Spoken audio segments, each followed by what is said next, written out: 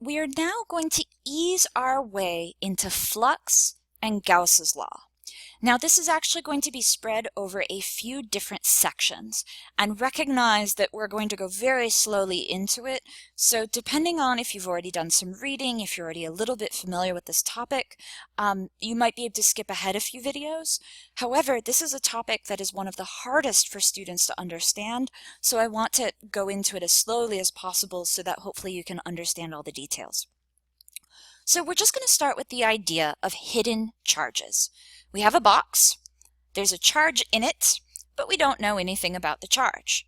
Now what we do see is that the field lines are coming out of the box. Now of course you don't physically see field lines with your eyes, but remember we infer something about the field based on placing test charges there. So if I put a little positive test charge at this point, I would see that it would have a force, for instance, away. If I put a little test charge there, I would see it has a force away. And I can do that everywhere and map out my field. So hopefully you remember that idea. So what does it mean if my field lines are coming out of the box? Well, if you think about the basic field, if we have a positive charge Q, we know that the field just comes away from it. So I've definitely run out of room. So it seems like maybe what we have happening in our box is some sort of positive Q. So even though we can't see it, the electric field allows us to see that something must be there. If it was a negative charge, or there is no charge, why would there be field lines coming out of the box?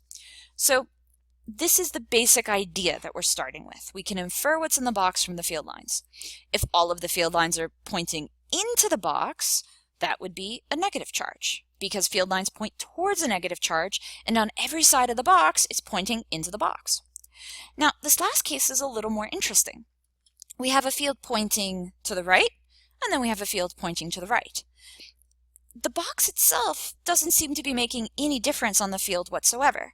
And you could imagine, for instance, maybe we're in a parallel plate capacitor, where we have our positive side over here, and we have our negative side over here.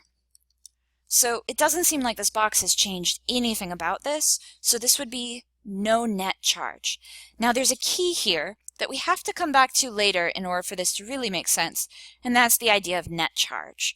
Perhaps there's a positive and negative charge really close to each other such that we don't see a difference on the field, but there's this big dominant field on the outside. So what we can definitely say is no net charge, but we don't know for sure that there's not just, some charge kind of canceling each other.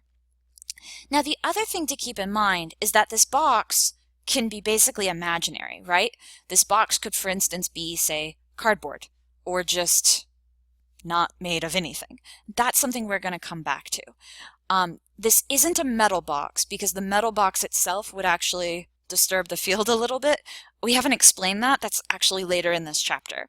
But so for right now, you could think about this simply as like a cardboard box. So again, there's no net charge in there, because if there was a net charge, if it was negative, the field lines would face in, and if it was positive, they'd be heading out. So now we can actually think about this in some more complicated ways, but I hope that this first part made sense to you.